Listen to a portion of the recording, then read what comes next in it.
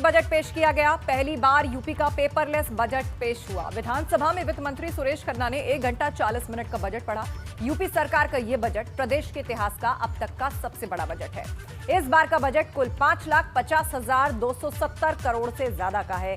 कृषि कानून पर मचे बवाल से इतर यूपी सरकार ने किसानों को खेती के लिए मुफ्त पानी देने, सस्ता लोन उपलब्ध कराने का ऐलान किया है। प्रदेश में 26,79,000 हेक्टेयर में गन्ने की खेती की गई थी तथा इस सत्र में संचालित 119 चीनी मिलों द्वारा 1118 लाख टन गन्ने की पेराई कर 126,37,000 टन चीनी का उत्पादन किया गया। वर्तमान पेराई सत्र 2020-21 में 119 चीनी मिलें संचालित हैं। इस सत्र में प्रदेश का गन्ना क्षेत्रफल 27,40,000 हेक्टेयर है, जिससे चीनी के उत्पादन 125 लाख टन से अधिक होने का अनुमान है। निगम क्षेत्र की पूर्वांचल में स्थित बंद पड़ी चीनी मिलों में पिपराइच एवं मुंडेरवा के स्थान पर 5,000 टीसीडी की नई चीनी मिलें और 27 मेगावाट क्षमता का कोजन संयंत्र स्थापित किया गया। पिपराइच चीनी मिल से 120 किलो लीटर प्रतिदिन क्षमता का आसवनी भी स्थापित की जा रही है, जो दिसंबर 2021 में शुरू होना संभावित है। उक्त आसवनी में सीधे गन्ने के रस से एथेनॉल बनाने की सुविधा होगी। पिपराइच मिल गन्ने के रस से सीधे एथेनॉल बनाने वाली उत्तर भारत की पहली चीनी मिल होगी। राष्ट्रीय ग्रामीण रोजगार गारंटी योजना के अंतर्गत वित्तीय वर्ष 2021-22 में 35 करोड़ मानव दिवस का रोजगार सृजन का लक्ष्य है। इस लक्ष्य को प्राप्त करने के लिए 5548 करोड़ रुपए की बजट व्यवस्था प्रस्तावित है।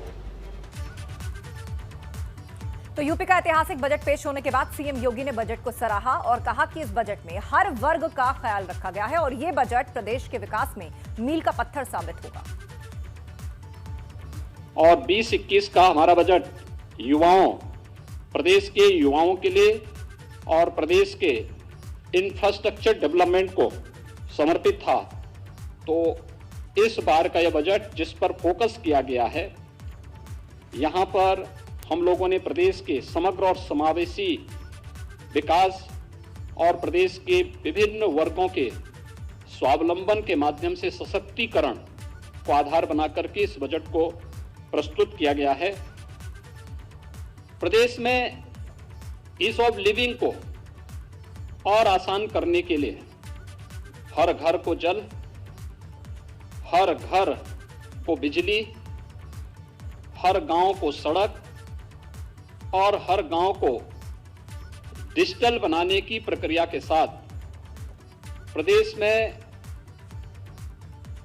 समग्र विकास की एक रूपरेखा इस बजट के माध्यम से प्रारंभ की गई है।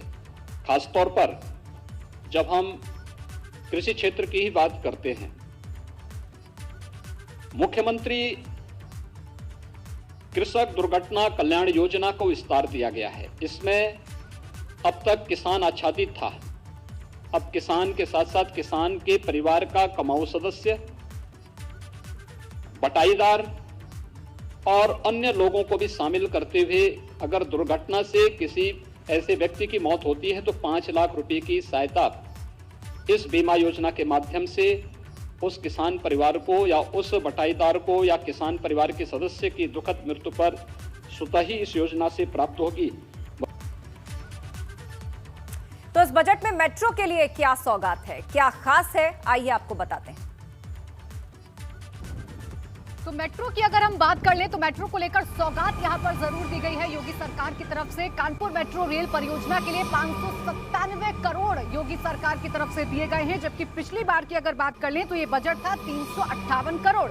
अगर हम आगरा मेट्रो परियोजना की बात कर लें तो आगरा मेट्रो परियोजना के लिए 498 करोड़ योगी सरकार की तरफ से दिए गए हैं, यानी इस बजट में राशि रखी गई है। कानपुर और आगरा के लिए हम आपको बता रहे हैं, और पिछले अगर बजट से इसकी तुलना करें तो तकरीबन 200 करोड़ का इसमें इजाफा किया गया है दोनों ही शहरों के लिए, यानी यहां पर मेट्रो का विस्तार पूरी तरीके से किया जाएगा। कानपुर मेट्रो रेल परियोजना के लिए 597 करोड़ यहां पर सरकार की तरफ से दिए दिए गए हैं, आवंटित किए गए हैं। जबकि अगर हम आगरा की बात कर लें तो आगरा मेट्रो परियोजना के लिए 498 करोड़ दिए गए हैं, जबकि पहले आगरा के लिए यह बजट सिर्फ 286 करोड़ था। यानी 200 करोड़, लगभग 200 करोड़ का इजाफा दोनों ही शहरों के लिए किया गया है। ये मेट्रो के लिहाज से बेहद सुखद हो जाता है, क्योंकि मेट्रो कितनी जरूरी है तमाम महानगरों के लिए, ये हम सब जानते हैं। और मेट्रो ऐसे सरपट दौड़ेगी तमाम शहरों में, यही कोशिश अब योगी सरकार की।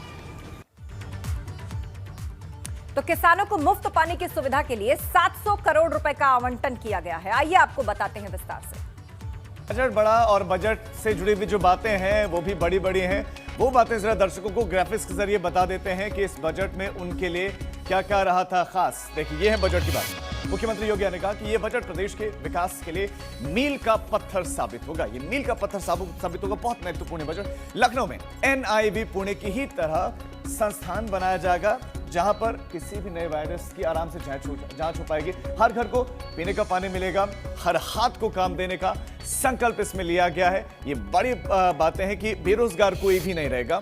ये बजट प्रदेश के विकास के लिए बहुत ज्यादा महत्वपूर्ण है। स्वावलंबी बनाने के लिए, युवाओं को आत्मनिर्भर बनाने के लिए ये बहुत महत्वपूर्ण है। और अब साइंटिस्ट हमारे जो हैं उनका काम जरा सा बढ़ जाएगा, क्योंकि उत्तर प्रदेश में ही ये सेंटर स्थापित होने वाला है।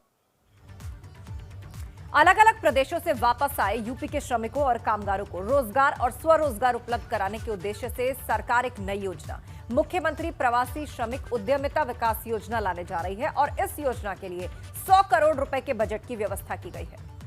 वो मुख्यमंत्री ने बजट के बाद अपनी प्रेस कॉन्फ्रेंस के सामने रखी और वो हम अपने दर्शकों को दिखाने जा रहे हैं इस ग्राफिक्स के जरिए कि वो बड़ी बातें, वो हाइलाइट्स क्या है, मुख्यमंत्री योगी की बड़ी बातें क्या है।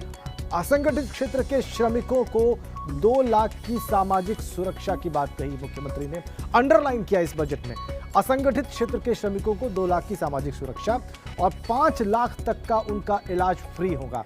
ये बहुत बड़ी बात थी, क्योंकि मजदूरों की व्यवस्था को लेकर, उनकी मजदूरी को लेकर और लेबर लॉस को लेकर बहुत सारे आरोप प्रत्यारोप लगे थे पिछले दिनों। इसके अलावा स्थानीय NGO से चलवाएंगे निराश्रित गो आश्रय स्थल, फंड मिला है उसके लिए इस बजट में।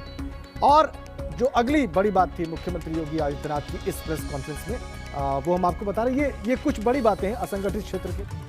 उधर प्रदेश के डिप्टी सीएम केशव प्रसाद मौर्य ने बजट को बेहतरीन बताया है। उन्होंने कहा, इस बजट में सबका ध्यान रखा गया है, इस बजट से सबका विकास होगा। केशव प्रसाद मौर्य ने कहा कि कोरोना के बावजूद हमने इतना बड़ा बजट पेश किया, साथ ही बजट में लगातार बढ़ोतरी भी हुई है। वर्ष 2021-22 का बजट आज वित्त मंत्री सुरेश खन्ना ने विधानसभा में पेश किया। अब तक का सबसे बड़ा बजट है, पहली बार पेपरलेस बजट रहा। 5,50,000 करोड़ से ज्यादा का इसका आकार रहा। हमारे साथ उत्तर प्रदेश के उप मुख्यमंत्री केशव प्रसाद मौर्य जी, उनसे बात करेंगे। सर, 5,50,000 करोड़ का बजट। देखिए, देश का सबसे बड़ा प्रदेश है, यह बजट तो और भी बड़ा होना चाहिए, और साधन बढ़ने चाहिए, और शक्ति बढ़नी चाहिए, क्षमता बढ़नी चाहिए। इसलिए उत्तर प्रदेश में जब से भारतीय जनता पार्टी की योगी आदित्यनाथ जी की अगुवाई में हमारी सरकार बनी है, बजट में निरंतर बढ़ोतरी हुई। और इस बार का बजट भी कोरोना के बाद भी बजट का आकार बढ़ा है।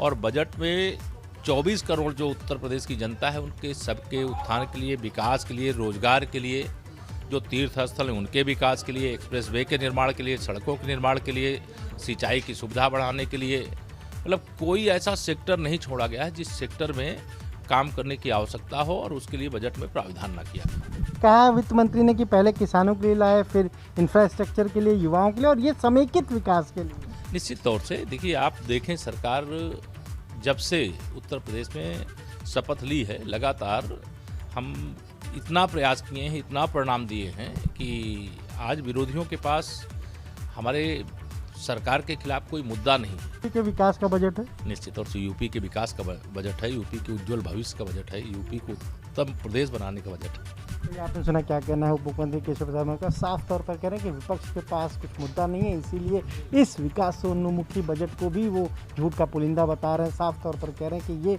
विकास का बजट है, उत्तर प्रदेश को उत्तर प्रदेश बनाने वाला बजट है। कैमरा मेहदी हसन के साथ अनवर शुक्ला, गंगा, लखनऊ। उधर मेरठ के घसोली गांव के गन्ना किसानों का कहना है कि आज जारी हुए बजट में किसानों के लिए जो घोषणाएं हुई हैं, अगर उनका लाभ भी किसानों तक पहुंचे तो किसानों को लाभ भी मिलेगा, लेकिन गन्ने के दाम न बढ़ाने का दर्द भी किसानों में दिखाई दिया। उन्होंने कहा कि सोलर पंप और कृषक दुर्घटना बीमा योजना का लाभ किसानों तक पहुंचे तो ये अच्छी बात है। मैं इस वक्त मेरठ के घसोली गांव में हूं, जहां पे ट्रैक्टर पर हमारे साथ किसान है। आज उत्तर प्रदेश का जो बजट आया है उस पर हम इनकी राय ले रहे हैं। ये बताइएगा कि आज उत्तर प्रदेश का जो बजट आया है उसमें किसानों के लिए जो घोषणाएं की गई है उस पर क्या कहना आपको? हाँ जी, क्या कहूँ मैं तो यही कह रहा कि जो घोषणा आई है तो किसानों को दो, और जब भी कुछ तुम्हारा समाधान करेंगे आगे किसान लोग। ये मुफ्त तो पानी हमें पहले से मिल रहा है, तो ये सोलर पंप वाला जो मामला है हमने 2 साल पहले भरा है ऑनलाइन, और आज तक तो हमारा कोई समाधान हुआ नहीं। तो कैसे मान ले भाई पंप लगेगा ना लगेगा, जब तक ना लगे। सही जो इनका ले रखा, जब गवर्नमेंट वो ही नहीं दिवा रही तो बजट में क्या दे सके। यूपी की योगी सरकार ने अपने बजट में इस बार धार्मिक क्षेत्रों के विकास का खासा ध्यान रखा है। सूबे के वित्त मंत्री सुरेश खन्ना ने अपने बजट के पिटारे से इस बार अयोध्या के विकास के लिए 140 करोड़ रुपए की व्यवस्था की है, जिन पर संतों ने अपनी प्रतिक्रिया भी दी। 5,50,270 करोड़ का बजट, यह जो है सबसे घनी आबादी वाला जो है उत्तर प्रदेश में, वैश्विक महामारी कोविड-19 के बावजूद भी इतना बड़ा बजट उत्तर प्रदेश के लिए, ये तो राम राज का बजट है। माननीय मुख्यमंत्री जी को साधुवाद। आज का बजट बहुत ही सुंदर बजट है अयोध्या के लिए, और मैं उम्मीद करता हूँ पूरे उत्तर प्रदेश के लिए भी अच्छा ही होगा। अब की बजट में जो है वो धार्मिक स्थानों का जो ध्यान रख करके और बजट पास किया गया है। इसके लिए जब वो बजट जो है वो सर्वजन सुखाय सर्वजन हिताय है। कोई भी विभाग, कोई भी ऐसा नहीं है जो अछूता हो। यूपी सरकार के बजट पर लोगों ने खुशी का इजहार किया है। चंदौली में मेडिकल कॉलेज खोलने के प्रस्ताव पर वहां के लोगों में खुशी की लहर है। चंदौली में आम लोगों का कहना है कि ये बहुत अच्छा कदम है, हम लोग इसका स्वागत करते हैं। ये वित्त मंत्री जी ने आज विधानसभा में जो घोषणा की, उसका हम चंदौली के मूल निवासी होने के नाते स्वागत करते हैं।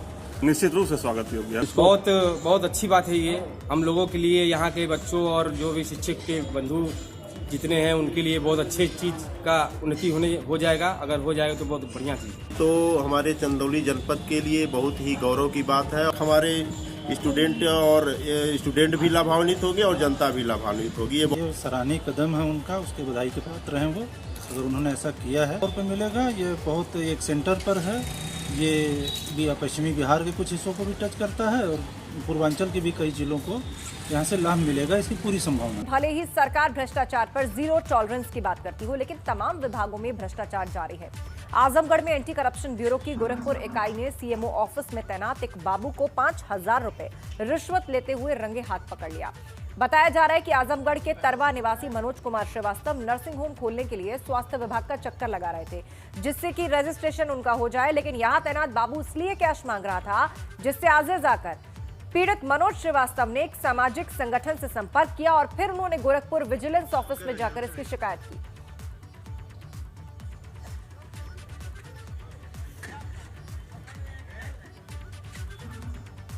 प्रदेश में माफिया और गुंडों के खिलाफ कार्रवाई लगातार जारी है। कानपुर में ड्रग्स माफिया और हिस्ट्री शीटर सुनील शर्मा उर्फ बच्चा के मकान को ढा दिया गया है।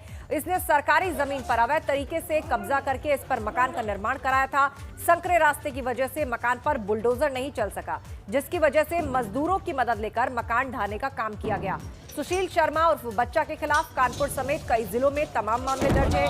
नशे के कारोबार में उसकी जड़ें गहरी हैं। हाल ही में सुशील ने कानपुर की जिला कोर्ट में सरेंडर कर दिया था।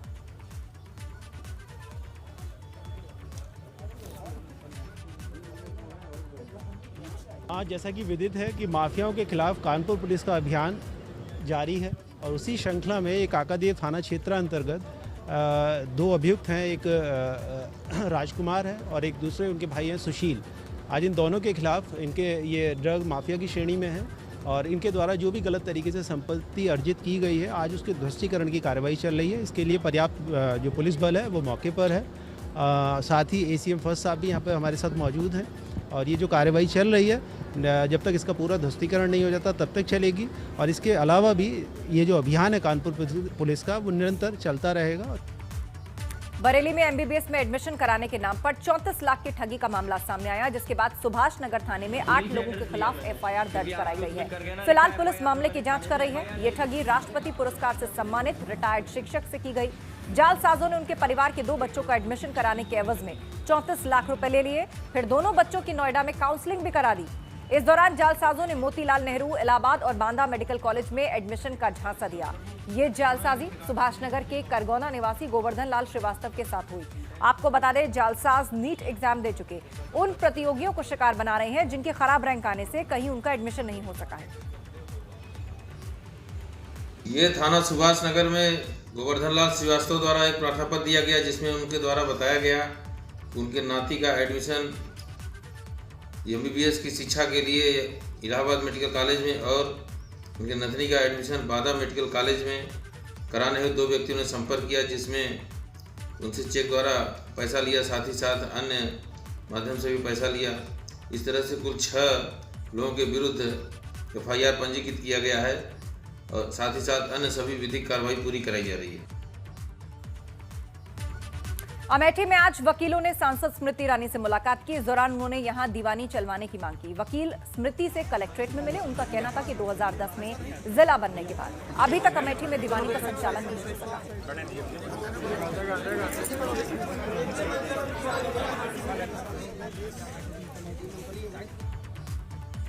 अपने संसदीय क्षेत्र अमेठी के 1 दिवसीय दौरे पर स्मृति ईरानी ने यहां एक जमीन का रजिस्ट्रेशन कराया। स्मृति ने मेदन मवई गांव में एक जमीन खरीदी है और ये जमीन गांव की रहने वाली फूलमती से उन्होंने खरीदी।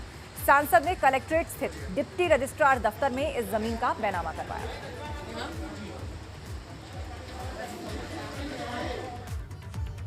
बीएचयू में ग्रेजुएट और पोस्ट ग्रेजुएट की कक्षा खोलने की मांग को लेकर छात्र धरना दे रहे हैं। ये धरना विश्वविद्यालय के सिंह द्वार पर दिया जा रहा है। छात्रों की मांग है कि ग्रेजुएट और पोस्ट ग्रेजुएट अंतिम साल के साथ साथ बाकी कक्षाएं भी चलाई जानी चाहिए। इस दौरान उप रजिस्ट्रार समेत कई अधिकारी छात्रों को मनाने में लगे रहे, लेकिन छात्र मानने को तैयार नहीं। दरअसल बीएचयू में आज से फाइनल ईयर की कक्षाएं शुरू हो गई हैं, जिसके बाद छात्र निचली कक्षाओं को भी शुरू करने की मांग पर अड़े हुए हैं।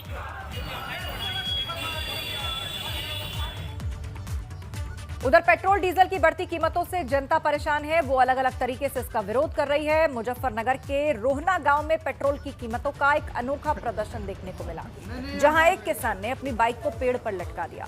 राहुल नाम के इस किसान का कहना है कि पेट्रोल डीजल के दाम तो हर दिन बढ़ रहे हैं, लेकिन किसानों की फसलों की कीमत नहीं बढ़ती। ऊपर से जगह जगह टोल लगा दिए गए। ऐसे में जब किसानों के पास पैसा नहीं होगा तो वो वाहन कैसे चलाएगा।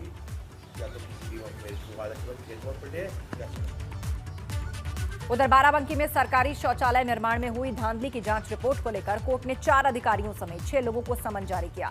सभी को 15 मार्च तक कोर्ट में पेश होने को कहा गया। दरअसल शौचालय निर्माण में जांच को लेकर 2 अधिकारियों ने जो जांच रिपोर्ट भेजी वो अलग अलग है। कहने को बाराबंकी जिला ओडीएफ घोषित है, लेकिन आज भी तमाम जगहों पर शौचालय नहीं। इस तरह के शौचालय के एक मामले में गबन को लेकर मुख्य न्यायिक मजिस्ट्रेट ने पुलिस की ओर से भेजी गई फाइनल रिपोर्ट को खारिज कर दिया। सीजीएम ने पूर्व एसपी, सीडीओ, बीडीओ और एक थानाध्यक्ष समेत 6 लोगों को समन जारी किया। ये मामला देवा ब्लॉक के अरोरा गांव में शौचालय निर्माण में सरकारी धन के दुरुपयोग का है।